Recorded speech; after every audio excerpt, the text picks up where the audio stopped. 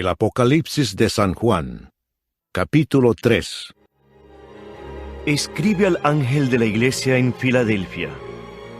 Esto dice el santo, el verdadero, el que tiene la llave de David, el que abre y ninguno cierra, y cierra y ninguno abre. Yo conozco tus obras.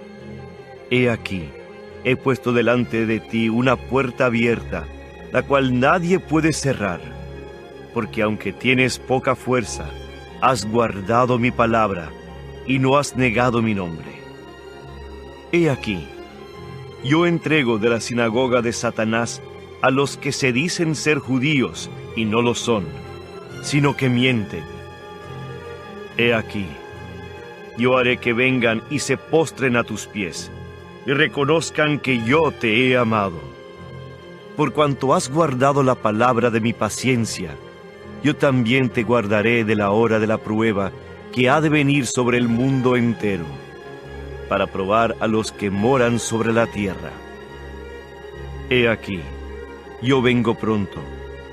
Retén lo que tienes, para que ninguno tome tu corona. Al que venciere, yo lo haré columna en el templo de mi Dios, y nunca más saldrá de allí. Y escribiré sobre él el nombre de mi Dios, y el nombre de la ciudad de mi Dios, la nueva Jerusalén, la cual desciende del cielo, de mi Dios, y mi nombre nuevo.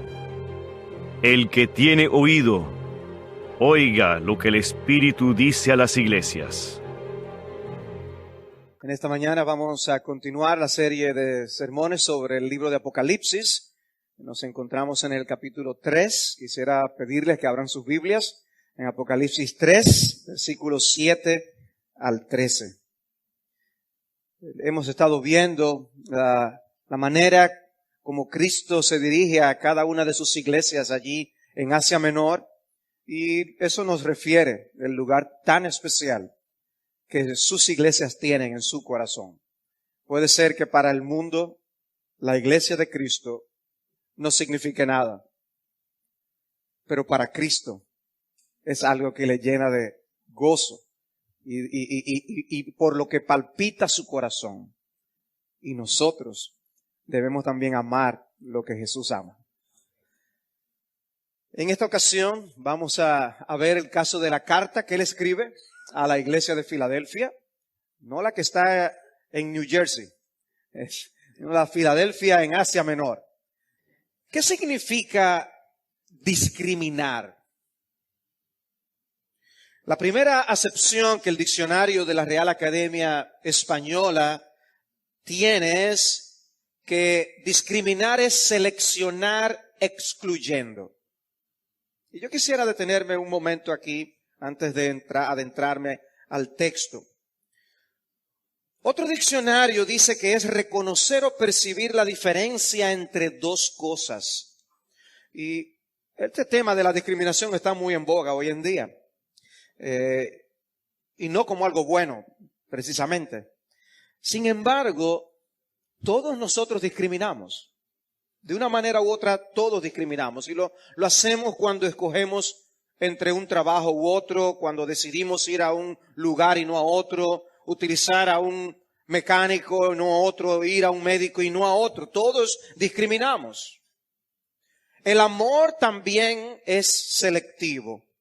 El amor escoge a una persona entre cientos, miles. Yo recuerdo haber visto fotos del día de la boda del príncipe Harry con Meghan cuando se casaron. Y en el camino y a los lados había solteras con letreros expresando su pena de que ellas no fueron las escogidas. Pero eso no es discriminación. Él tenía que escoger una, ¿no? No, al menos no en el sentido negativo en que hoy se habla del tema. La que hoy es mi esposa de 28 años, más 3 años de enamorados, respondió con terribles palabras a mis primeros avances. Me dijo que me quería exactamente como quería a otro de nuestros amigos. Gracias a Dios que cambió de opinión. Pero el punto es que el amor tiene que ser discriminatorio por necesidad. Y yo creo que una de las marcas de la epístola de Cristo a la iglesia de Filadelfia es que nos da un vistazo del amor especial y exclusivo de Dios hacia los suyos. Yo no sé si ustedes lo notaron en la lectura, pero en el versículo 9 el Señor les dice: yo quiero que los demás sepan que yo los amo a ustedes. Yo quiero que el mundo sepa cuánto yo les amo. Y además Jesús habla de poner el sello de su nombre sobre ellos, como diciendo: ustedes son míos y de nadie más. Eso es seleccionar excluyendo. El amor de Cristo por su iglesia es un amor especial. Y toda la Escritura está llena de evidencias del amor excluyente y especial de Dios por su pueblo. Desde Génesis observamos a Dios marcando a algunos y estableciendo una relación especial con algunos y no con otros.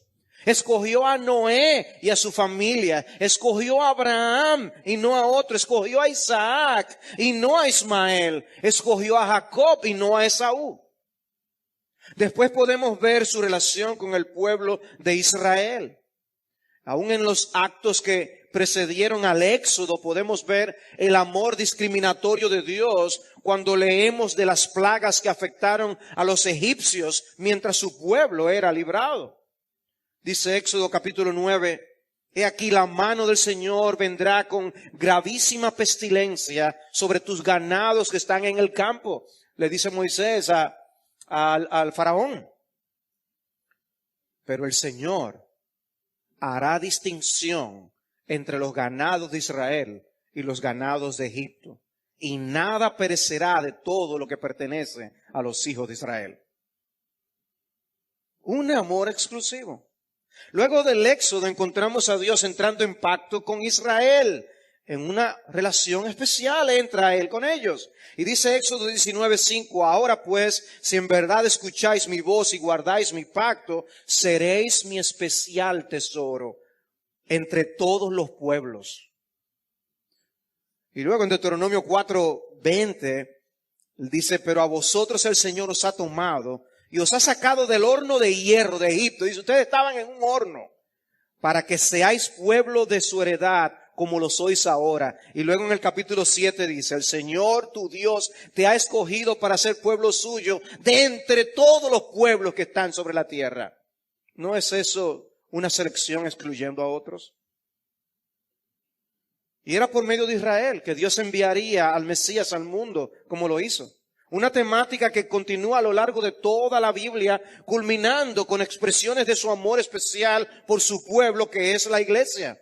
En Efesios capítulo 1, en el versículo 4, Pablo afirma que Dios escogió a su pueblo desde antes de la fundación del mundo y que en amor los predestinó para ser adoptados hijos suyos. Una relación exclusiva de amor. Dice Tito 2:14, que Cristo se dio a sí mismo para redimirnos, purificarnos para sí, un pueblo propio de posesión suya. Amor exclusivo.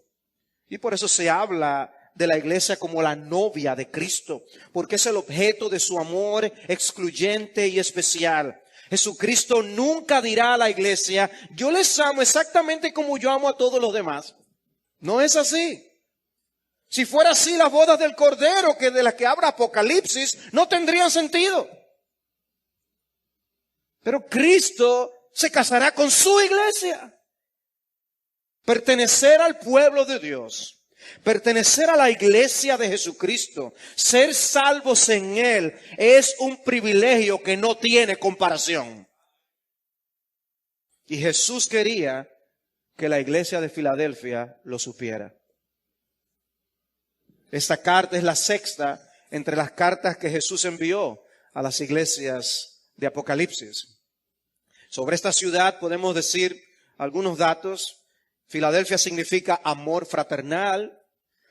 Esta ciudad recibió ese nombre porque fue dedicada por Atalo II a su hermano Eumenes. Y por honor a este gesto se le puso este nombre. Era una ciudad llena de oportunidades. Era un lugar en el que convergían muchos caminos, lo cual permitía ser un centro de negocios. Gente de diversos lugares, de distintas ocupaciones y nacionalidades convergían en este lugar. Y era como si el mundo venía hacia ellos.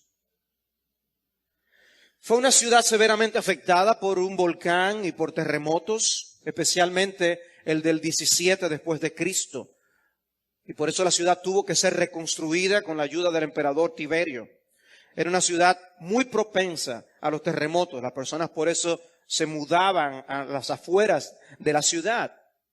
Y es, yo creo, interesante ver que cómo la estabilidad de la iglesia de Filadelfia brillaba en contraste con la inestabilidad física que la ciudad tenía.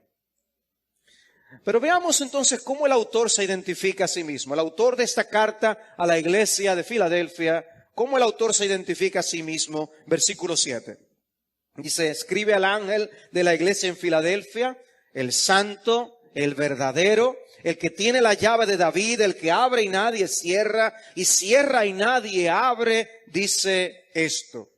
Y qué forma de introducirse, ¿no? El santo. ¿Quién es el santo? Dios es el santo y Jesús dice, yo soy ese.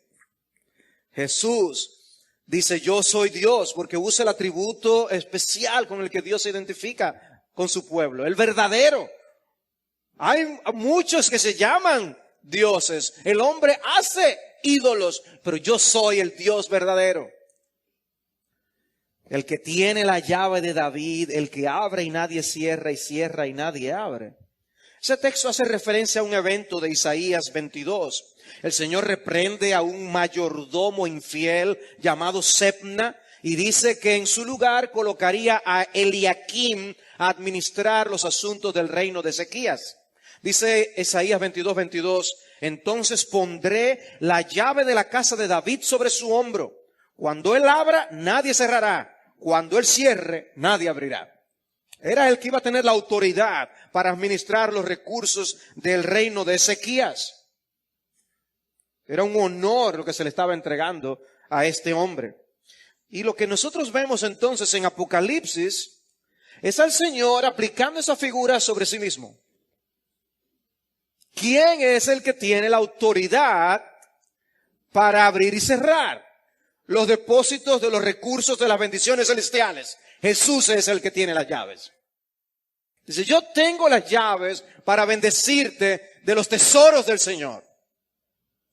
Nadie tiene acceso al Padre y a su gloria si no es a través de Jesucristo. Estar de su lado o en su contra hace toda la diferencia del mundo. Y es la llave de David porque Jesús es el descendiente, según la profecía, de esa línea davídica. Y tanto es así que cuando el evangelista Mateo escribe su evangelio, comienza colocando la genealogía y demostrando que Jesús es descendiente del rey David. Dice Lucas 1:32, este será grande y será llamado Hijo del Altísimo, y el Señor Dios le dará el trono de su padre David. O sea que Dios prometió a David que su reino sería eterno, pero no en él, sino en Jesús. Jesús es ese descendiente. No está hablando, algunos de los pasajes que encontramos proféticos, no está hablando de David, porque él murió, sino que nos explica la Biblia que se está hablando del que vendría de los lomos de David, nuestro Señor Jesucristo. Dice Isaías capítulo 9, en ese conocido texto profético, un niño nos ha nacido, un hijo nos ha sido dado, y la soberanía reposará sobre sus hombros. ¿Ven? La soberanía. Y se llamará su nombre admirable, consejero, Dios poderoso, Padre eterno, príncipe de paz. El aumento de su soberanía y de la paz no tendrán fin sobre el trono de David y sobre su reino. Y vemos en Cristo cumpliéndose esa profecía. Y ahora Él está frente a esta iglesia, le escribe a la iglesia, le dice, yo soy el que tiene esas llaves de David. Yo soy el descendiente de David. Yo soy el soberano. Lo que yo digo, eso es. Y Cristo es la cabeza de su iglesia. No ningún pastor, ni ningún consejo de pastores, ni ningún obispado, ni presbiterio. Cristo es la cabeza. Lo que dice Cristo es lo que importa. Y solo Cristo tiene la autoridad para dar entrada y admitir personas en la ciudad celestial, que es uno de los temas del libro de Apocalipsis. Es Jesús quien ha recibido autoridad para juzgar a los hombres. Él mismo en Juan capítulo 5, versículo 21, dijo: así como el Padre levanta a los muertos y les da vida, asimismo el Hijo también da vida a los que Él quiere. Porque ni aun el Padre juzga a nadie, sino que todo el juicio se lo ha confiado a su Hijo. ¿Oyeron bien? ¿Quién es el juez ante quien tendremos que dar cuenta? Es a Jesús que le daremos cuenta. Y luego él mismo dice en el versículo 25 en ese capítulo: en verdad os digo que viene la hora, y ahora es cuando los muertos oirán la voz del Hijo de Dios, y los que oigan vivirán. O sea, te puedes morir y pensar que te has salido con la tuya, pero no, Cristo te levantará para que vayas al juicio. Eso es lo que está diciendo. Porque así como el Padre tiene vida en sí mismo, así también le dio al Hijo el tener vida en sí mismo. Y le dio autoridad para ejecutar juicio, porque es el Hijo del Hombre. No os admiréis de esto, porque viene la hora en que todos los que están en los sepulcros oirán su voz.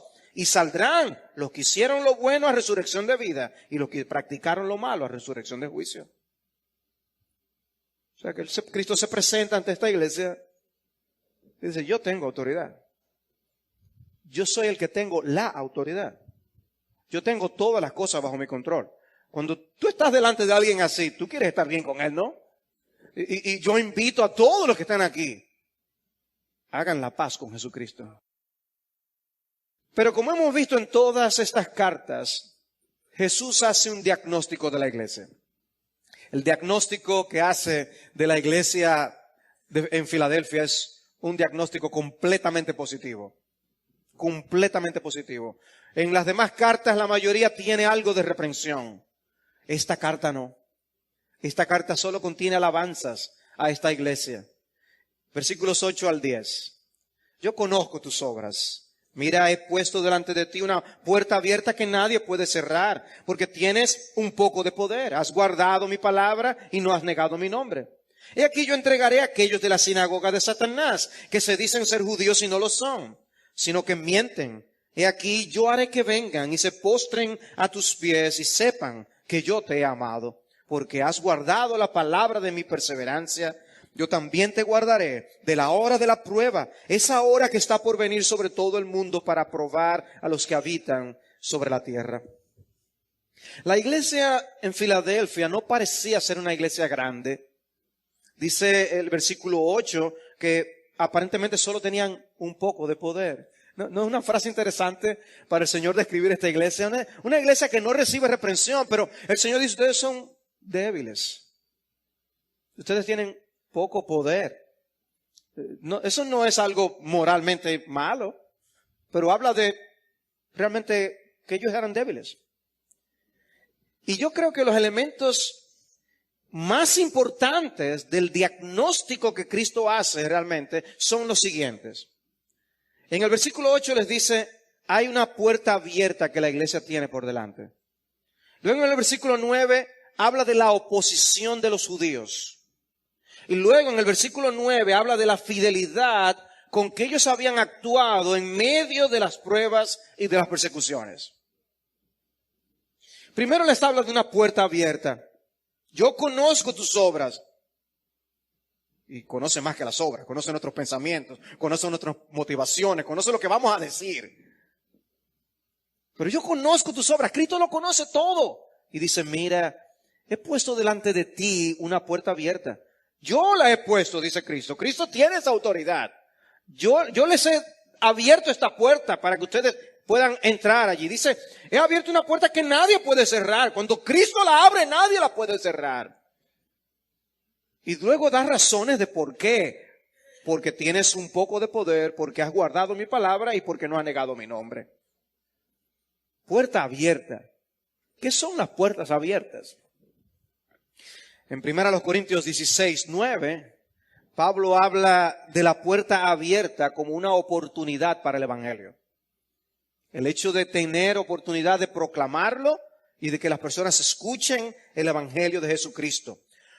Lo mismo hace Lucas en Hechos capítulo 14, versículo 27, al hablar de la salvación de los que no son judíos. Se había abierto una puerta de oportunidad para la salvación de los gentiles. Y en Colosenses 4:3, Pablo dice, orando al mismo tiempo por nosotros para que Dios nos abra una puerta para la palabra. También hablando del tema de la oportunidad. Una puerta para poder predicar el evangelio. De manera que la puerta abierta significan oportunidades maravillosas de poder predicar el evangelio. Oportunidades en las que Dios está detrás de ellas, trayendo su gracia, abriendo los oídos de las personas, sus corazones, sensibilizando las almas de los hombres para que respondan a la proclamación de la salvación que hay en Jesús.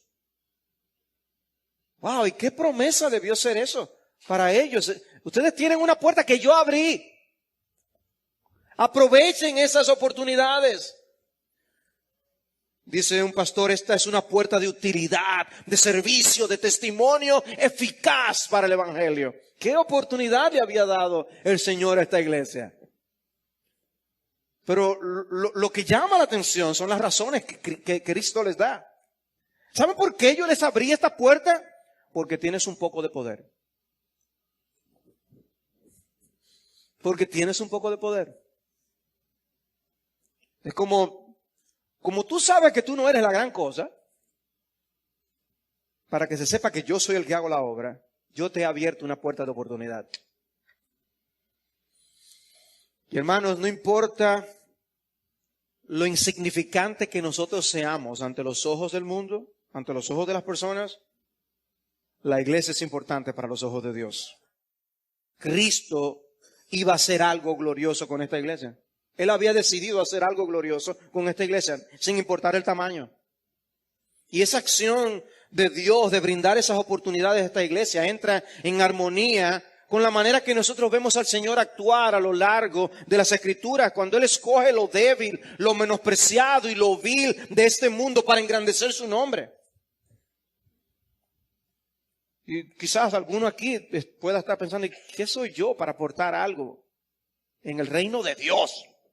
Imagínense yo, reino de Dios. Bueno, es que tú eres hijo de Dios. Y el Espíritu de Dios mora en ti y te ha equipado para que tú sirvas. Es por eso.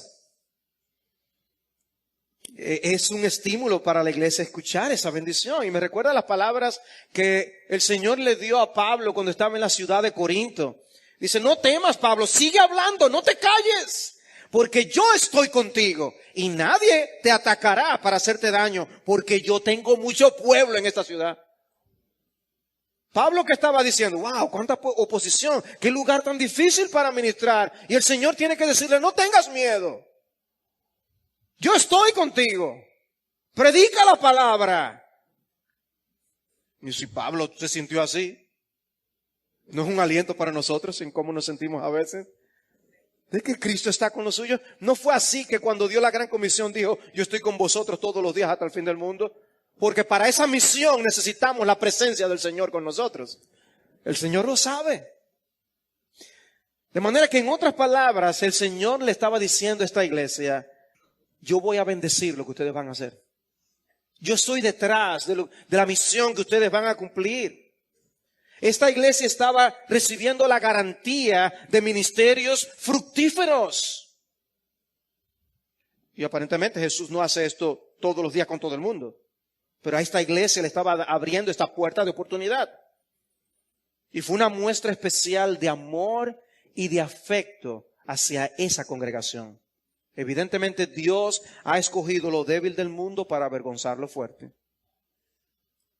Dios quiso hacer algo, Cristo quiso hacer algo con esa iglesia pequeña. Pero la segunda razón que da es porque has guardado mi palabra. Porque has guardado mi palabra. Cristo observó la actitud que esta iglesia tenía hacia la palabra. Cristo se fijó en que eran obedientes, que no buscaban peros a la escritura, ¿Qué es lo que dice la Biblia? Pues vamos a hacerlo. Hermanos, lo más importante no es el poder. Lo más importante no es la grandeza. Lo más importante es la fidelidad al Señor. ¿Por qué se salvó Noé? Bueno, dice Génesis que halló gracia ante los ojos de Dios. ¿Y qué hizo esa gracia en su vida? Bueno, le llevó a seguir las instrucciones que Dios le había dado con precisión. Hazte una arca en un lugar donde no había agua, donde no había llovido. Hazte una arca porque yo voy a enviar un diluvio. Y él hizo lo que Dios le mandó. Y Dios lo bendijo. Y bendijo a su familia. Y así se salvó. Si hubiera intentado mejorar los planos que Dios le había dado, de seguro que se hubiera hundido. Y eso es lo que a veces nosotros hacemos. Bueno, lo que pasa es que eso no se puede interpretar así, tú sabes. Eso no quiere decir tanto que es eso. Y torcemos las escrituras para adaptarlas a nuestros gustos y pasiones. La iglesia de Filadelfia es alabada por el Señor por haber sido fiel en guardar la palabra. Pero otra tercera razón que da para esa puerta de oportunidad es porque no has negado mi nombre. No has negado mi nombre. Recuerden, mucha gente venía de muchos lugares a esta ciudad. Jesús había comisionado a su pueblo a ir al mundo a llevar el mensaje. Ahora, el mundo estaba viniendo a esta iglesia. El mundo estaba viniendo a esta ciudad. Y ellos fueron fieles predicando a Cristo en medio de su medio. Ellos fueron fieles. No has negado mi nombre. Confesaban a Cristo. Estaban haciendo discípulos. Supieron aprovechar esa oportunidad que Dios le estaba dando. ¿Quiere el Señor concedernos a nosotros vivir en medio de esas razones por las cuales Cristo le dio una puerta abierta a esa congregación? Y que estemos dispuestos a entrar por esa puerta para hacer la obra de Dios. Lo segundo que se menciona, además de la puerta en este diagnóstico, es la oposición que ellos tuvieron de los judíos. La oposición que tuvieron de los judíos. Dice aquí, yo entregaré a aquellos de la sinagoga de Satanás que se dicen ser judíos y no lo son, sino que mienten. He aquí, yo haré que vengan y se postren a tus pies y sepan que yo te he amado. He aquí, yo entregaré a aquellos de la sinagoga de Satanás, que dicen ser judíos y no lo son, sino que mienten. Para ellos, para los judíos, el ser judíos era básicamente un asunto de biología. Ser descendientes ustedes ven ahora el furor que hay a veces en buscar las raíces genealógicas de las familias. Bueno, para ellos eso era lo más importante. Pero no lo veían como un asunto de fe. Pablo dice en Romanos 9:8, no son los hijos de la carne los que son hijos de Dios, sino que los hijos de la promesa son considerados como descendientes. O sea, no es por genealogía, no es por algo de física y de biología. Es un asunto de fe. Los hijos de Abraham, los verdaderos hijos de Abraham, son los que creen en Jesús. ¿Y observan ustedes el lenguaje tan fuerte que el Señor usa aquí? Pues nosotros lo leemos a veces muy naturalmente, pero es un lenguaje fuerte. Llama a esos judíos sinagoga de Satanás. Sinagoga de Satanás. Nosotros vivimos en una generación muy susceptible para escuchar ciertas expresiones así. Jesús les dice abiertamente que esos judíos eran mentirosos. Dice, ellos dicen ser judíos, no lo son, sino que mienten. O sea, para corroborar el punto, para que me entiendan bien lo que quiero decir. Ellos dicen ser algo que no son, porque Cristo sabe cuál es el verdadero estado de cada quien. Ellos pensaban que por ser judíos ya estaban bien con Dios. Y Cristo está aclarando, el asunto no depende de eso, sino que ellos son una sinagoga de Satanás. Adivinen, ¿a quién acusaría la prensa si algo así se dijera hoy en día? Como están las sensibilidades hoy en día. La prensa no atacaría las mentiras de esos judíos. No iría tras la inmoralidad denunciada por el Señor. La prensa atacaría a Cristo por herir sensibilidades. El único problemita con eso es que no es a los judíos que le vamos a rendir cuenta en el día del juicio, sino a Cristo. Tú puedes tener teorías geniales por la cual tú haces lo que tú haces y vives como tú vives y dices que no se puede juzgar. No juzgues para que no seas juzgado. El único problemita es que a final de cuentas en el día del juicio es lo que Cristo piensa lo que importa. Y nuestras teorías. No, Señor, pero no. Es esto. Nuestras teorías no serán escuchadas. Por más bonitas que sean. No, Cristo no se tendrá que postrar ante la cultura y los principios que la cultura quiere imponer, sino que los hijos de la cultura tendrán que dar cuenta a Jesús por cada acto, por cada actitud, por cada palabra, por cada pensamiento y por cada motivación. Esa es la realidad. Incluso dice aquí, yo haré que vengan y se postren a tus pies y sepan que yo te he amado. En otras palabras, en el día del juicio se va a saber cómo son las cosas en realidad. Y hoy los hombres pueden ver las cosas de una forma completamente distorsionada, pero como la mayoría piensa así, hay más votos a favor. Entonces eso parece que es lo que prima, como lo que es verdadero. Pero la verdad no se determina por mayoría. La verdad es lo que es y punto. Y la realidad es lo que Dios ha establecido, no lo que el hombre quiere. Y viene el día del juicio, en que el hombre tendrá que admitir, aunque no quiera, la realidad de que las cosas son como Dios las ve. Y allí se va a ver quién tenía la verdad. Y dice, vendrán y se postrarán a vuestros pies. Y van a saber que yo les he amado a ustedes. ¿A quién ama Dios? Hagamos la pregunta en la calle. Y muchos van a responder, oh, Dios nos ama como seamos. Dios nos ama como somos. Ellos no quieren decir con eso que Dios salva de la gran masa humana de todo tipo de personas. Ellos quieren decir con eso que Dios tiene que aceptar lo que ellos hagan, lo que digan y lo que piensan, sin importar qué. Y ellos tuercen el brazo de Dios. Creen ellos. Pero en el día del juicio, allí se va a saber bien quién es el objeto del amor de Dios. Y sepan que yo te he amado. Isaías 60 profetiza acerca de la gloria futura de Jerusalén. Y una de las cosas que afirma es lo que dice el versículo 14. Vendrán a ti humillados los hijos de los que te afligieron. Se postrarán a las plantas de tus pies todos los que te despreciaban. Y te llamarán ciudad del Señor, Sión del Santo de Israel. Wow. Hoy, insignificantes, manada pequeña, ignorados, menospreciados, perseguidos, calumniados, martirizados. En el mundo entero esa es la realidad, mis amados hermanos.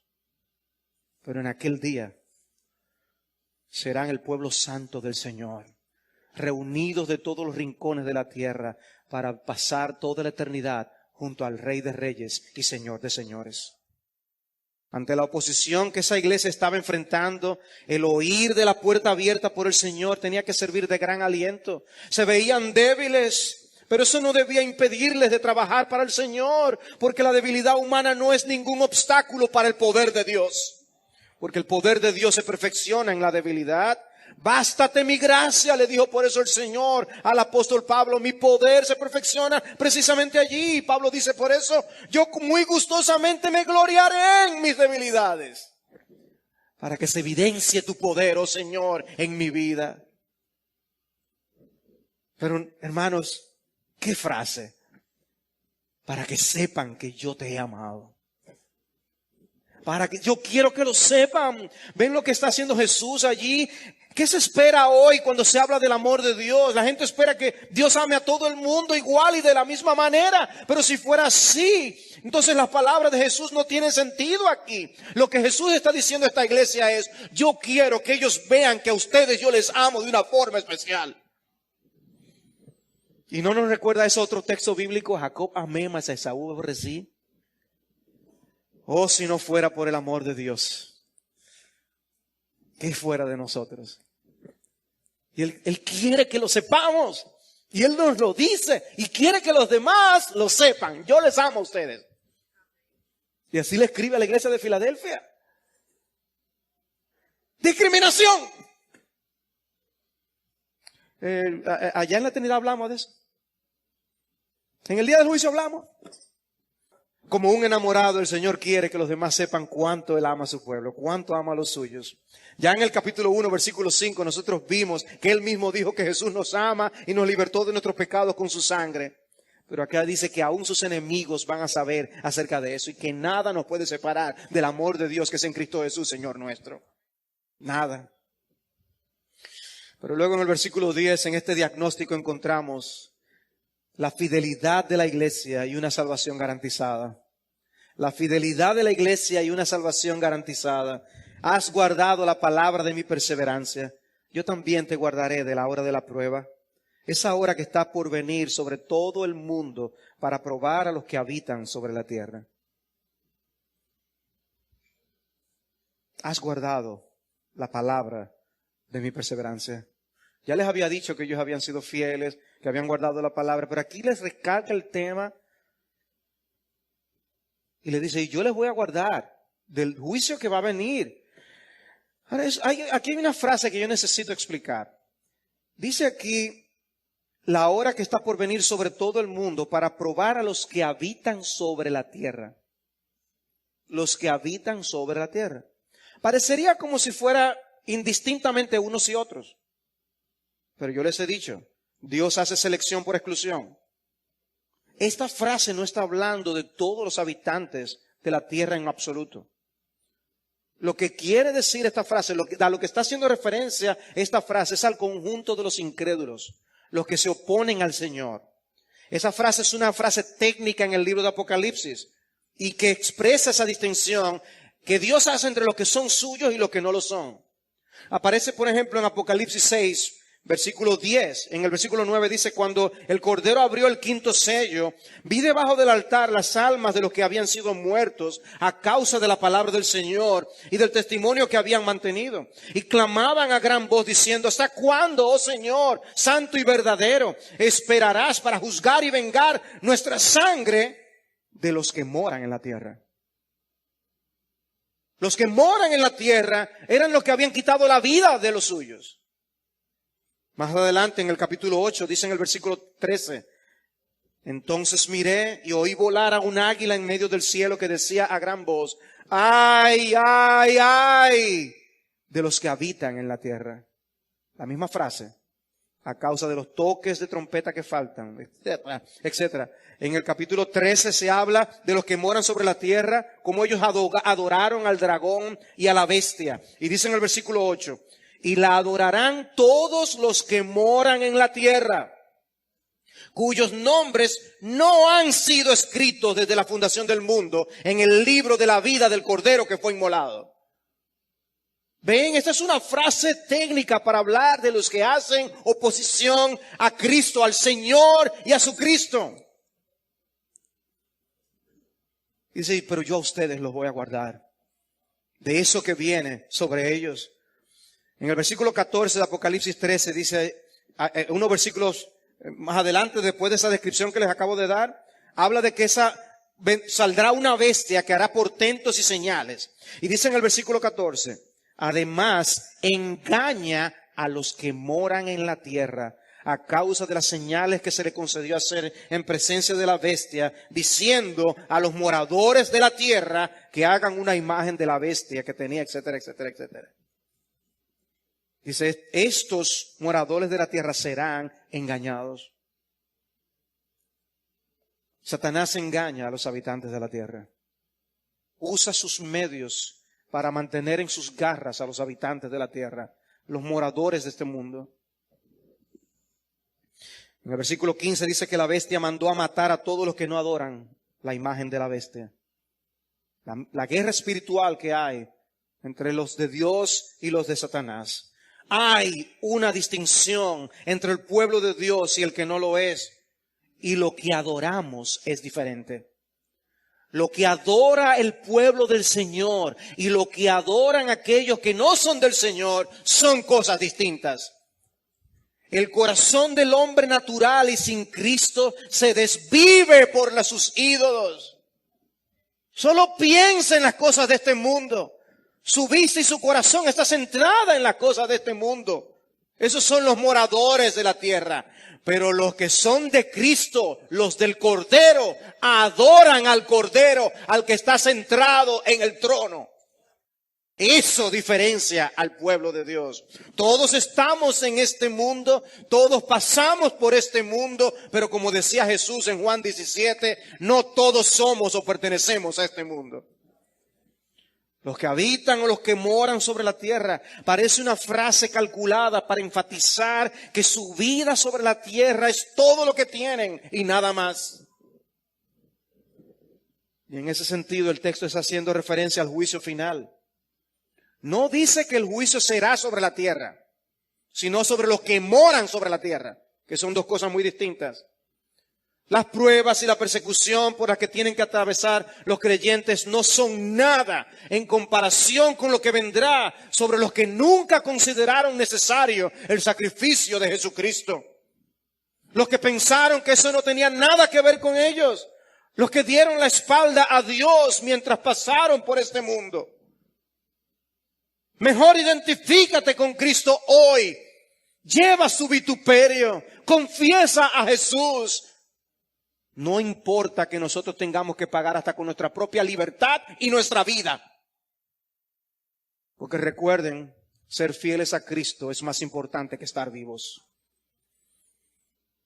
La única forma de ser librados del juicio es por medio de la salvación por gracia, por medio de la fe que únicamente se encuentra en Jesucristo. Su muerte en la cruz era el sacrificio necesario, su sangre derramada el instrumento para la limpieza de todos nuestros pecados. Las plagas de Egipto afectaron a los egipcios, pero el pueblo de Dios fue librado. La última de las plagas, ¿cuál fue? La plaga de la muerte de los primogénitos. Todos los primogénitos de Egipto murieron esa noche, mientras que los de Israel se salvaron. Pero ¿cómo se salvaron? ¿Qué hizo la diferencia?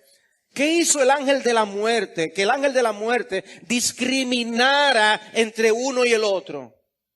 El relato dice que la sangre de un cordero debía ser puesta en los dinteles y postes de las puertas, en las casas de los israelitas, y que cuando el ángel de la muerte viera la sangre, pasaría sin causar ningún daño. Hoy hay otra sangre que nos puede salvar del día del gran juicio. Es la sangre de Jesús. La sangre que Él derramó en la cruz del Calvario. Lo único que hará que el ángel de la muerte haga discriminación en el día del juicio es esa sangre. Es lo único que determinará quiénes estarán de un lado y quiénes estarán del otro. Luego el versículo 13 nos da la prescripción. Una prescripción breve, brevísima, que da el gran médico. Dice, vengo pronto. Retén firme lo que tienes para que nadie tome tu corona. ¿Cuál es la frase importante aquí? Retén firme lo que tienes. Retén firme lo que tienes. El Señor les acaba de decir que los iba a guardar a ellos. Él mismo lo haría. Y sin embargo, eso no elimina la responsabilidad que ellos tenían de retener lo que ya tenían. Eran responsables. Es como si les dijera, asegúrense de no ser como los judíos esos, que dicen ser una cosa que no son. Asegúrense. Esta iglesia ha sido fiel. La carta no contiene ninguna reprensión, como en la mayoría de las cartas. Sin embargo, eso no quita la necesidad que el Señor ve de darles una advertencia. Retengan lo que ustedes tienen, no se duerman en sus laureles. Y les da dos incentivos. El regreso del Señor. El Señor viene, cosa que anuncia Él en varios puntos del libro de Apocalipsis. Y les dice también, les habla de la corona. Que no sea que alguien les arrebate la corona que iban a recibir.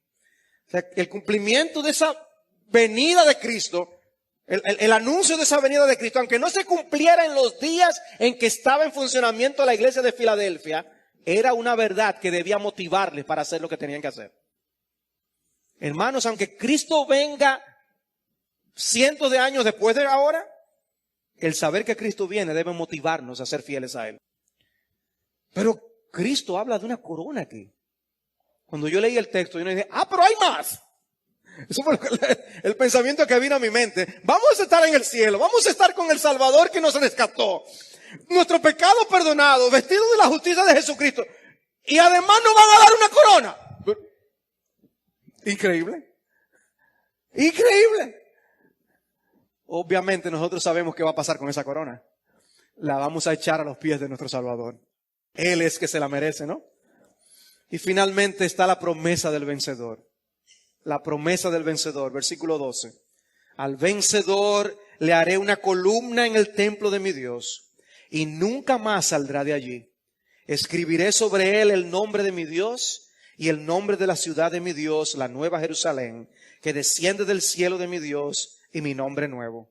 El que tiene oído oiga lo que el Espíritu dice a las iglesias. Le dice dos cosas al vencedor. Le haré una columna en el templo de mi Dios y escribiré sobre él el nombre de Dios, de la ciudad y el mío.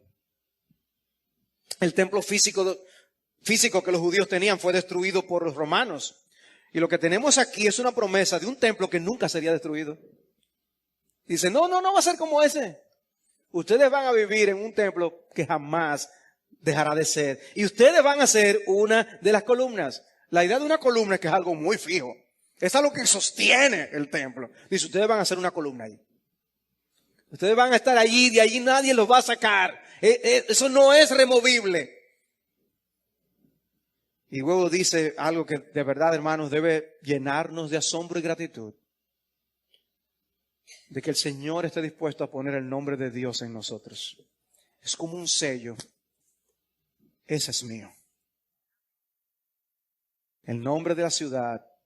Y Cristo mismo dice, y mi propio nombre nuevo. Es como diciendo, lo que yo hice con la justificación. De que el Padre me ve a mí en ti. No es lo único que yo voy a hacer. Yo te voy a poner un sello. Que es como si tú fueras yo. Tú me perteneces para siempre. Lo que nos une con Jesús es algo inseparable. Nadie nos podrá por eso arrebatar de su mano. Nada. En lo absoluto. Hermanos, si es algo que a veces el lenguaje nos acostumbramos. Pero cuando la Biblia dice que ni la vida ni la muerte nos podrá separar, es que no hay nada, ni ser poderoso en el mundo espiritual, que nos pueda separar del amor de Dios que es en Cristo Jesús. Nada. Sellados en Cristo para siempre. Y en conclusión quiero traer 3 palabras que yo quiero que ustedes mantengan en sus mentes. La palabra privilegio es una. Después de ver esto, de lo que Cristo le dice a la iglesia de Filadelfia, hermanos, qué enorme privilegio es ser parte de la iglesia de Dios. Qué privilegio tan grande. ¿Qué sentido de privilegio debemos tener de formar parte de la iglesia de Cristo? No tiene comparación. Hermanos, ¿qué es más real? ¿Que Iglesia Bíblica del Señor Jesucristo está en Santo Domingo o que está en Cristo? Ahora con nuestra vista corta, uno puede... Bueno, que estamos aquí en Santo Domingo. Lo que me llama la atención es que cuando Pablo le escribe a la iglesia de los tesalonicenses, en 1 Tesalonicenses capítulo 1, versículo 1, le dice, Pablo, Silvano y Timoteo, a la iglesia de los tesalonicenses, en Dios Padre y en el Señor Jesucristo. Uno lee las cartas y muchas veces Pablo dice, le escribo esta carta a los hermanos que están en Filipos. Pero aquí no hace eso. A la iglesia que está en el Padre y en el Hijo.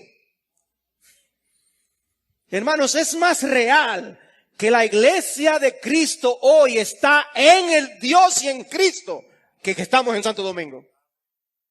Eso es impresionante. Gloria a Dios por su amor exclusivo. Estar en Cristo es estar en su iglesia también. Ser parte de la iglesia es estar en Cristo. Y eso es mucho más importante que la localidad física. Y no, con razón fue que Pablo proclamó: bendito sea el Dios y Padre de nuestro Señor Jesucristo, que nos bendijo con toda bendición en los lugares celestiales en Cristo. Con razón. ¡Qué privilegio! Pero la segunda palabra que quiero dejar en vuestras mentes es oportunidad. Oportunidad. Esta iglesia tuvo oportunidad que Dios le dio. Y yo creo que nosotros debemos pensar en las puertas abiertas que hoy también tenemos. Puertas que Dios ha abierto. Nosotros también tenemos oportunidades para el avance del evangelio delante de nosotros, en nuestro país y fuera de nuestro país. Y la pregunta es, ¿qué lugar, qué papel, qué rol vamos a jugar tú y yo en eso? ¿No anhelas formar parte del equipo de hombres y mujeres que Dios usa para llevar a cabo su obra? Porque Él hace su obra a través de las iglesias, grandes y pequeñas, creyentes con grandes dones o con pocos dones, pero Él hace su obra a través de su pueblo. Y si servimos a un gran Dios y a un Cristo que vale más la pena que cualquier otra cosa en este mundo, entonces vale la pena gastarnos en su servicio, porque nuestro trabajo en el Señor no es en vano. Dice Sam Storms, la grandeza de una iglesia no se mide por su membresía o por su capacidad presupuestaria, sino por el tamaño del Salvador, a quien sirve y honra fielmente, a quien alaba apasionadamente y en quien confía con seguridad. Una mega iglesia sin un mega Cristo es de poco beneficio para las personas. Una mini iglesia con un mega Cristo le hace grandes a los ojos de aquel cuya opinión es la única que importa. ¿Qué mega Cristo tenemos nosotros? ¿Qué dicha tan grande tenemos? Y lo último, juicio y salvación. Privilegio, oportunidad. Juicio y salvación.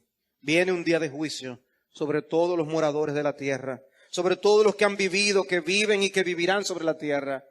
¿Tú estás preparado? ¿Estás preparado? ¿Vieron ustedes el rostro de vergüenza de algunos de los apresados esta semana por diferentes casos, tanto en nuestro país como fuera del país? Era diferente el rostro en ese momento al que muestran los videos del momento cuando estaban cometiendo sus fechorías.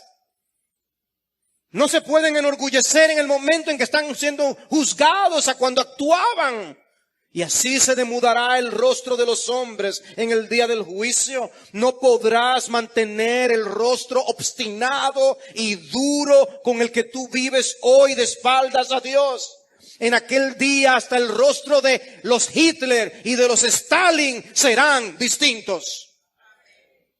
Yo que Dios te conceda el privilegio de ser recipiente del amor selectivo y excluyente del Todopoderoso. Identifícate con Cristo. Arrepiéntete de tus pecados. Ve a Jesús en fe, creyendo y confiando únicamente en Él para la salvación de tu alma. Y tú vendrás a formar parte de los vencedores de Jesús. En la eternidad, los hombres se arrepentirán de muchas cosas. Lamentarán haber hecho muchas cosas y no haber hecho otras. De lo que nunca se arrepentirán los hombres en lo absoluto es de haberse refugiado en Jesús para la redención de sus almas. El que tiene oído, que oiga lo que el Espíritu dice a las iglesias. Presta atención. Presta más atención a Jesús, a lo que Jesús dice a las iglesias, que a todo lo demás a lo que tú prestas la atención. Porque no hay nada más importante.